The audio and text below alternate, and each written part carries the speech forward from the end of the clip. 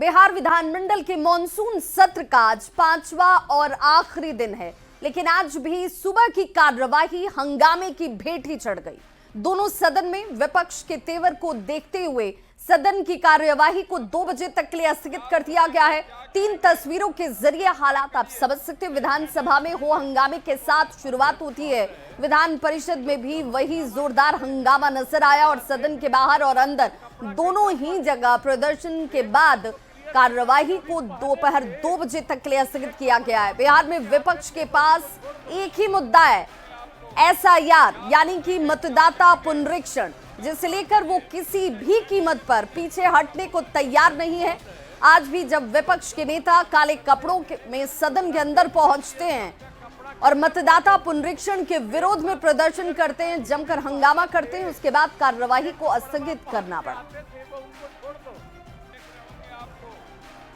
तो बिहार में मतदाता पुनरीक्षण के विरोध में विपक्ष के नेता लगातार काले कपड़ों में सदन में पहुंच रहे हैं, जिस पर दूसरे दिन से ही सियासत लगातार जारी है।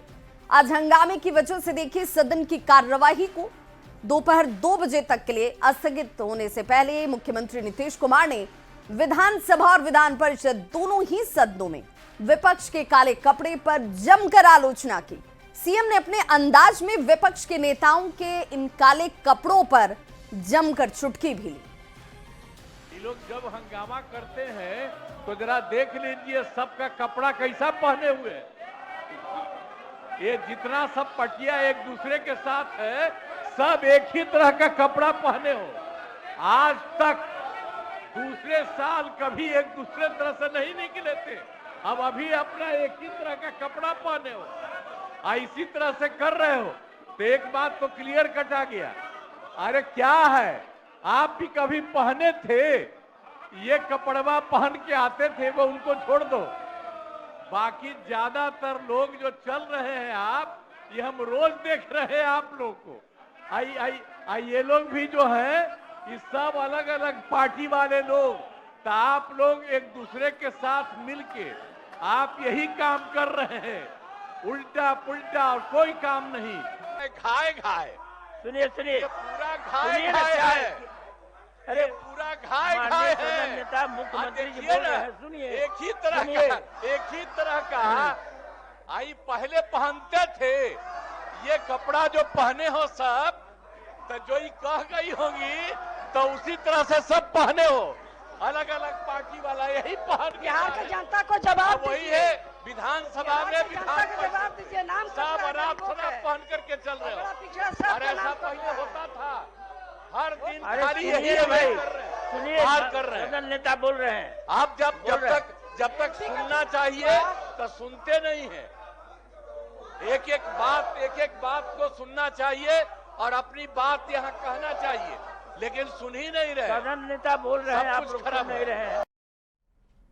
तो बिहार विधानसभा के मॉनसून सत्र के अंतिम दिन विपक्षी विधायकों ने जोरदार हंगामा किया और इस दौरान मुख्यमंत्री नीतीश कुमार ने विपक्ष के इन काले कपड़ों के पहनने पर तंज कसते हुए कहा कि ये सब एक ही तरह का कपड़ा पहने हुए हैं, ऐसा ही कपड़ा पहन लो तो यही हाल होगा। इस बयान पर राजनीतिक बयानबाजी तेज हो चुकी है। नीतीश कुमार जी काला कपड़ा देख करके भड़कते नहीं है। जो संसदीय आचरण है, संसदीय जो व्यवहार है, उसके जो उन्होंने इंगित किया। विधानसभा में लगातार काला कपड़ा पहन करके आना, संसदीय परंपरा, संसदीय व्यवस्था में जिनको भरोसा नहीं है, जिनको विश्वास नहीं है, वही लोग इस तरह के कृत्य करते हैं। उन्होंने याद दिलाया कि संसदीय परंपराओं का निर्वहन करें।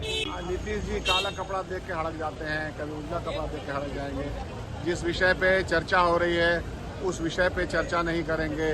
और नीतीश जी के ऊपर मैं क्या बोलूँगा, व्यक्तिगत कुछ भी बोलना नहीं चाहता। भारतीय जनता पार्टी ने उनको इस स्थिति में ला दिया। मौका मिला था ऑलरेडी, 15 वर्षों कुछ कर नहीं पाए, और आज जो बिहार अंधेरे का बिहार था, गड्ढे का बिहार था, बिहार में जंगल राज था, उसको निकाल के हम लोग राम राज लाने का काम किया। आज बिहार में कितना बिजली हम दे रहे हैं, सड़कों का जाल बिछा, उसकी चर्चा कर रहे, याद करा रहे थे कि आप लोग को मौका मिला था, कर नहीं पाए। 17 महीना साथ में रखे हुए नीतीश कुमार जी, उसके बावजूद उनका खजाना को लूटने का काम किया, सत्ता का दुरुपयोग करने का काम किया। फिर नीतीश कुमार बीजेपी के साथ आ गए जाकर अपने पक्ष को रख रहे थे कि हम जो काम कर रहे हैं बिहार में उसको बता रहे थे लोगों को जाकर। तो एसआईआर पर जारी संग्राम के बीच विधान परिषद की कार्यवाही को भी स्थगित कर दिया गया है, लेकिन इसके पहले विधान परिषद के बाहर भी राबड़ी देवी के नेतृत्व में विपक्ष ने जोरदार प्रदर्शन किया और एसआईआर के मुद्दे पर सीधे मुख्यमंत्री नीतीश कुमार से जवाब की मांग की। गरीबों का सवाल है, गरीबों का नाम कट रहा है सबको। जो बाहर गया है 4 करोड़ लोग, उसको क्या होगा? उसको तो वोटर आई कार्ड नहीं मिलेगा, वो वोट से वंचित हो जाएगा। तो इसीलिए हम लोग घेराव कर रहे हैं। 5 दिन से चल रहा है, 5 दिन से घेराव कर रहे हैं। बिहार का जनता मुख्यमंत्री जी ने बोले मुख्यमंत्री पहले जवाब तो देना चाहिए सरकार को। राज्य सरकार का जिम्मेवारी नहीं बनता है, राज्य सरकार की जिम्मेवारी बनता है। जवाब नहीं दे रही है ना सरकार। राज्य सरकार का जिम्मेवारी बनता है, इसलिए गरीब वोट देता है हमको। अगर पिछड़ा सब कोई वोट देता है तो उनको तो पर जवाब देना चाहिए मुख्यमंत्री को कि हम लोग विरोध करते हैं। मुख्यमंत्री बोला कि हम विरोध करते हैं, ये गलत काम हुआ है, क्यों नहीं बोलते हैं? जवाब क्यों नहीं सदन में देते हैं? अब आएंगे ना आएंगे, जनता बताएगी। तो विधानमंडल के मॉनसून सत्र के आखिरी दिन राजनीति के कई रंग देखने को मिले। इस तरह काले कपड़े में विपक्ष के प्रदर्शन लगातार आप देख रहे होंगे, तो दूसरी तरफ सदन के भीतर कल हाथापाई की नौबत के बाद आज जेडीयू के विधायक भी अनोखे अंदाज में देखिए विधानसभा में पहुंचते हैं, जहां पर जेडीयू के कई विधायकों ने सुरक्षा के लिहाज से हेलमेट लगा रखी थी। 2 तस्वीरों के जरिए सदन के अंदर कल की और आज की तस्वीर और अनोखा प्रदर्शन। एक तरफ काले कपड़े में विपक्ष के नेताओं की मौजूदगी, सदन के अंदर और बाहर विरोध तख्तियों में एसआईआर पर अपना जवाब रखने की मांग। तो दूसरी तरफ जेडीयू के जो विधायक हैं वो हेलमेट लगाकर पहुंच गए और तर्क दिया कि भाई सुरक्षा जरूरी है और इसी बचाव में हेलमेट लगा रखी है। और बड़ी खबर इस वक्त आ रही है राबड़ी देवी के बयान से जुड़ी हुई। राबड़ी देवी की तरफ से एक बड़ा आरोप लगाया गया है। उनकी तरफ से आरोप ये कि तेजस्वी को जान का खतरा है। ये बड़ा आरोप तेजस्वी की जान को खतरा, और बताने के लिए राबड़ी देवी ने जो बयान दिया उस बयान को भी हम आपको सुनाएंगे। तेजस्वी को मारने की साजिश, जिसमें जेडीयू और बीजेपी पर साजिश का आरोप जो है वो राबड़ी देवी की तरफ से लगाया जा रहा है। तेजस्वी को मारने की ये साजिश इससे पहले भी 4 बार की गई है, कोशिश की गई है। जेडीयू और बीजेपी के लोग साजिश रच रहे, और साजिश ये कि तेजस्वी की जान पर खतरा है। जेडीयू और बीजेपी के ऊपर एक गंभीर आरोप जो है वो राबड़ी देवी की तरफ से लगाया गया। जरा सुनिए क्या कुछ कह रही है राबड़ी देवी। तेजस्वी यादव को तो 4 बार मारने की कोशिश किया गया था, रास्ता में ट्रक से, ट्रक से। क्या करिएगा, फिर यहाँ भी मारने की कोशिश हो रहा है। हम लोग जानते हैं कौन कौन आदमी लगा हुआ है। आप कह रहे हैं तेजस्वी के जान को खतरा है? जान के खतरा है। हम लोग तो सिफारिश किए हैं, मांगे हैं। और साजिश कौन करेगा? बीजेपी जदयू का छोड़ के कौन करेगा साजिश? यहाँ बिहार में कौन है साजिश करने वाला? दबाव देता है, जनता के जबान बंद करेगा। हाँ, संस्कारी नहीं ना है, संस्कारहीन है उस सब, नाला के कीड़ा है उस सब। तो राबड़ी देवी ने तेजस्वी यादव की जान को खतरा बताते हुए यह आरोप लगाया कि उनके खिलाफ साजिश रची जा रही है। इस पर बीजेपी और जेडीयू ने जोरदार पलटवार किया। क्या कुछ कहा है जरा वो भी सुनिए। ऐसा है कि हर बात का जवाब देने की आवश्यकता नहीं है। सभी लोगों को ये एहसास होना चाहिए कि हम लोकतांत्रिक व्यवस्था से संवैधानिक व्यवस्था पर विश्वास करके राजनीति में आगे बढ़ने का काम करेंगे। माननीय राबड़ी देवी लालू परिवार के राजनीतिक अनुकंपा पर पूर्व मुख्यमंत्री रही हैं, विपक्ष का नेता है। सामाजिक हकमारी कर आरोप लगाया कि मेरे बेटा के खिलाफ उसको मारने की साजिश की गई भाजपा जदयू के द्वारा। 160 पुलिसकर्मी केवल लालू जी के परिवार के सुरक्षा में बिहार पुलिस है। देखिए, तेजस्वी यादव जी नेता प्रतिपक्ष है और तेजस्वी यादव जी निश्चित तौर पर बिहार के लोकप्रिय नेताओं में अभी सबसे ऊपर है। अगर उनके परिजनों को लग रहा है कि उनकी सुरक्षा का एक मसला है या उनकी जान को खतरा है, तो सरकार को गंभीरता से लेना चाहिए और उनकी सुरक्षा बढ़ानी चाहिए। एसआईआर के मुद्दे पर जेडीयू सांसद संजय झा ने कहा कि ये एसआईआर का काम 2003 में भी हुआ था और 1 महीने में ही इसका सर्वेक्षण का काम पूरा किया गया था। ये पहली बार नहीं हो रहा और उस समय सरकार उन्हीं की थी जो आज हल्ला बोल रहे हैं। ये लोग चाहते क्या हैं? जो मर चुके हैं उनके नाम पर भी वोट डलवाने की इच्छा रखते हैं क्या? ये जो बिहार से चले गए वे चाहते हैं क्या कि वो 2-2 जगह पर वोट डालें? चुनाव आयोग ने 1 महीने का समय भी दिया है। अगर कुछ गलत हो रहा है तो वे उनके पास जाकर उससे संबंधित शिकायत दे सकते हैं। ये एसआईआर का काम पहले भी बिहार में 2003 में हुआ था और 1 महीने में ही इसका सर्वेक्षण हुआ था। ये पहली बार नहीं हो रहा है और उस समय सरकार उन्हीं की थी, जो लोग बोल रहे हैं उसी समय हुआ था और आज भी 95% से ज़्यादा लोगों ने रजिस्टर कर लिया। ये लोग चाहते क्या है? जो 21 लाख लोगों का नाम जो चले गए ऊपर, जिनका डेथ हो गया, मृत्यु हो गई, उनका वोट करवाना चाहते हैं। चाहते क्या? तो एसआईआर के मुद्दे पर केंद्रीय मंत्री ललन सिंह ने कहा, जो मतदाता जीवित ही नहीं या अस्थायी रूप से देश छोड़कर जा चुके हैं, जो देश का नागरिक नहीं, वो देश का मतदाता आखिर कैसे रहेगा? एसआईआर क्यों वो एसआईआर चाहते हैं? जो वोटर मर गया, जो वोटर है ही नहीं जीवित, जो वोटर परमानेंटली देश छोड़ के चला गया, वो काहे के लिए वोटर रहेगा? जो 2 जगह वोटर है, जो देश का नागरिक नहीं है, तो इसमें कौन आपको उनको, वो चाहते हैं कि उनको एक तरफा खेलने के लिए दिया जाए। ऐसा नहीं होता है। हाउस नहीं चल रहा। प्रधानमंत्री नरेंद्र मोदी देश के दूसरे सबसे ज्यादा दिनों के कार्यकाल वाले प्रधानमंत्री हो चुके हैं और प्रधानमंत्री नरेंद्र मोदी ने इंदिरा गांधी के कार्यकाल का रिकॉर्ड तोड़ दिया है। और देखिए, पीएम मोदी का एक नया कीर्तिमान, उनके नाम पर यह नया कीर्तिमान भी जुड़ता हुआ, जिसमें पीएम मोदी ने एक बार फिर से इतिहास रचा है। इंदिरा गांधी 4077 दिन तक देश की प्रधानमंत्री रही, जबकि प्रधानमंत्री के तौर पर पीएम मोदी का कार्यकाल 4078 दिनों का हो चुका है। पीएम मोदी सबसे लंबे कार्यकाल वाले देश के दूसरे प्रधानमंत्री हो चुके हैं। प्रधानमंत्री मोदी के तौर पर सबसे लंबा कार्यकाल, और देखिए यहां पर प्रधानमंत्री के तौर पर देखा जाए तो सबसे लंबा अगर कार्यकाल किसी का देखा जाएगा तो जवाहरलाल नेहरू का है।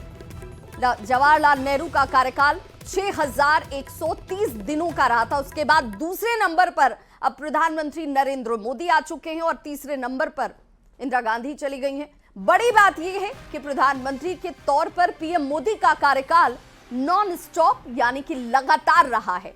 पिछले 3 लोकसभा चुनाव में प्रधानमंत्री नरेंद्र मोदी पर देश की जनता ने भरोसा जताया है और उनका कार्यकाल निर्बाध रहा है। तो केंद्र और राज्य में कार्य करते हुए जनता का प्यार और भरोसा 3 कार्यकाल तक लगातार, और इस तरीके से पीएम मोदी ने एक नए कीर्तिमान को गढ़ा है।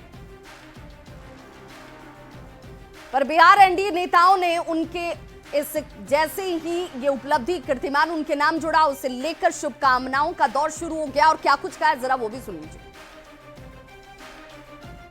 करता हूं कि हमारे प्रधानमंत्री श्री नरेंद्र मोदी जी यशस्वी रहें, स्वस्थ रहें और पूरे दुनिया को जो है नेतृत्व देते रहें। इंदिरा गांधी के बाद पहला प्रधानमंत्री जो सबसे ज्यादा बहुत अच्छी बात है। इनके नेतृत्व में भारत ने 4था इकोनॉमी अर्थव्यवस्था प्राप्त किया है, तो ये बहुत बड़ी बात है। पूरा देश गौरवान्वित है। माँ भारती के संतान आज गौरवान्वित है कि ऐसे प्रधानमंत्री जो राष्ट्र के हित में 140 करोड़ को अपना परिवार मानकर सेवा के भाव से बिना छुट्टी लिए रात दिन काम कर रहे हैं। देश आगे बढ़ रहा है, हर देश का सम्मान बढ़ रहा है, विकास के और भारत का कदम तेजी से बढ़ रहा है। हर भारतीय गौरवान्वित है। प्रधानमंत्री जी का अभिनंदन, स्वागत।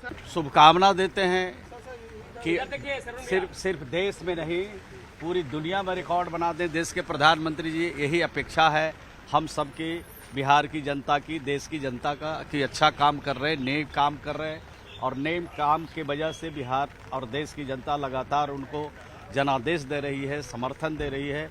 ये हम सब के लिए सौभाग्य है। मुख्यमंत्री जी को साधुवाद देते हैं, धन्यवाद देते हैं, उनकी लंबी उम्र की कामना करते हैं कि हिंदुस्तान को जो उनका सपना है कि हम तीसरा बड़ा अर्थव्यवस्था बनाएं, उसके लिए लगातार काम करते रहें, इसके लिए हम शुभकामना देते हैं। तो बिहार बीजेपी के अध्यक्ष दिलीप जायसवाल के कार्यकाल का 1 साल पूरा होने पर उप मुख्यमंत्री सम्राट चौधरी सहित एनडीए के तमाम नेताओं ने उन्हें बधाई दी है। वहीं जेडीयू ने बधाई देते हुए कहा कि दिलीप जायसवाल डॉक्टर हैं और विपक्ष का इस चुनाव में इलाज करेंगे। इस मौके पर दिलीप जायसवाल ने कहा कि बिहार बीजेपी के अध्यक्ष के तौर पर 1 साल पूरे कर लिए हैं और उन्हीं के नेतृत्व में बीजेपी विधानसभा चुनाव लड़ने जा रही है। अपने कार्यकाल का 1 साल पूरा करने पर दिलीप जायसवाल ने कहा कि पिछले 1 साल में लगातार संगठन को मजबूत करने के लिए कदम उठाए गए हैं। बूथ स्तर से लेकर जिला स्तर पर पार्टी का विस्तार किया गया है। बहुत ही 1 साल भारतीय जनता पार्टी के संगठन में अध्यक्ष के नाते प्राथमिक सदस्य 60 लाख, सक्रिय सदस्य करीब 1.5 लाख, 1300 से 1400 हमने मंडल संगठन का बढ़ाया, 45 जिला से 52 जिला किया और दिन रात अपने कार्यकर्ताओं के साथ प्यार और स्नेह संवाद के साथ संगठन को मजबूत करने का काम किया। संगठन के सभी नेताओं का बहुत ही स्नेह और प्यार मिल रहा है और मुझे पूरा विश्वास है कि आने वाला समय बिहार के लिए और जो हमारा विधानसभा का चुनाव है, हम भारी बहुमत से सरकार बनाने जा रहे हैं।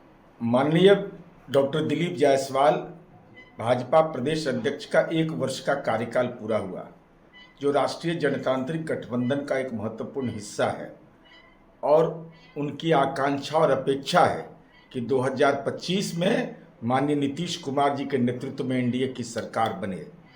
तो स्वाभाविक रूप से इस आकांक्षा को पूरा करने के लिए दिलीप जायसवाल जी डॉक्टर हैं, तो डॉक्टर का काम होता है ऑपरेशन, एक महत्वपूर्ण संभाग उसका है। तो हमारी उम्मीद है कि तेजस्वी यादव जो 420 के आरोपी है, उनके नेतृत्व में जो गठबंधन है उसका पॉलिटिकल ऑपरेशन ऐसा शल्य चिकित्सा करे कि 4 चुनाव तक नजर नहीं आए बिहार की राजनीति में। यह जनता की मनोदशा के अनुरूप होगा। तो बिहार के +2 स्कूल के अतिथि शिक्षक नौकरी जाने के बाद सरकारी दफ्तरों के चक्कर काट रहे हैं और मुख्यमंत्री नीतीश कुमार से गुहार लगा रहे हैं। लगभग 2500 की संख्या में अतिथि शिक्षक जिनकी सेवा समाप्त कर दी गई है, वो 1 साल से सभी बेरोजगार हैं। सभी ने हाथ जोड़कर सरकार से सेवा वापसी की गुहार लगाई है और अपना दर्द बयां करते हुए कहा कि नौकरी जाने के बाद आर्थिक रूप से सभी टूट चुके हैं। ये सजा हमको मिली, हमसे क्या भूल हुई जो ये सजा हमको मिली। नहीं सर, अभी तक हम लोगों की सरकार से कोई बात नहीं हुई है, लेकिन हम लोग को पूर्ण विश्वास है कि सरकार तक हम लोग की आवाज़ पहुंचेगी, क्योंकि हम लोग जो है 2018 में हम लोगों की बहाली हुई थी, जब सरकार के पास कोई शिक्षक नहीं थे 5-6 संकाय में, तो उन्होंने राज्यपाल के अनुमोदन से ये निकाला गया ताकि +2 की पढ़ाई हो सके। और हम लोगों ने सर पूरे तन मन धन से अपनी सेवा दी है सर वहाँ पे। और आज स्थिति ऐसी हो गई है कि हम लोगों ने सर उनके कहने पे हम लोगों को शिक्षण के लिए रखा गया था, लेकिन हम लोगों ने सर हर वो कार्य किया है। कोई वैल्यू ही नहीं कर रहे हैं, जबकि अनुशंसा हुआ है विधान परिषद से और उसमें समिति गठित हुई है। उसमें जो है अनुशंसा किया गया कि 60% की सेवा वापस ली जाए, लेकिन इसका कोई वैल्यू नहीं है। नहीं सर, हम लोगों की नौकरी जो है चली गई है और मेरा उम्र 45 पार है सर, हम दूसरी नौकरी नहीं कर सकते। इसलिए हम लोगों की सरकार से गुजारिश है कि महिलाओं को उन्होंने हमेशा प्रधानता दी है, तो हम लोग भी तो इसी बिहार के बच्ची हैं। पिछले में बहुत दिनों से बात इस पर कार्य कर रहा हूँ और पूर्व एसीएस जो के पाठक महोदय थे, उन्होंने स्पष्ट कहा था कि मैं आपकी नौकरी देने के प्रयास कर रहा हूँ। उस समय मेरी वार्ता शिक्षा विभाग के बहुत सारे पदाधिकारी के साथ हुआ था। अब क्या हुआ? अब जो है अभी जो वर्तमान एसीएस हैं सिद्धार्थ महोदय, उनसे मेरी वार्ता डायरेक्ट अभी तो ना हो चुकी है, मैं प्रयासरत हूँ। और बड़ी खबर बक्सर से, जहां आपसी विवाद में युवक की गोली मारकर हत्या कर दी गई है। इस घटना से आक्रोशित लोगों ने बक्सर के कई बाजार मठिया मोड़ को जाम कर दिया। घटना मॉडल थाना क्षेत्र के नई बाजार मोहल्ले की है।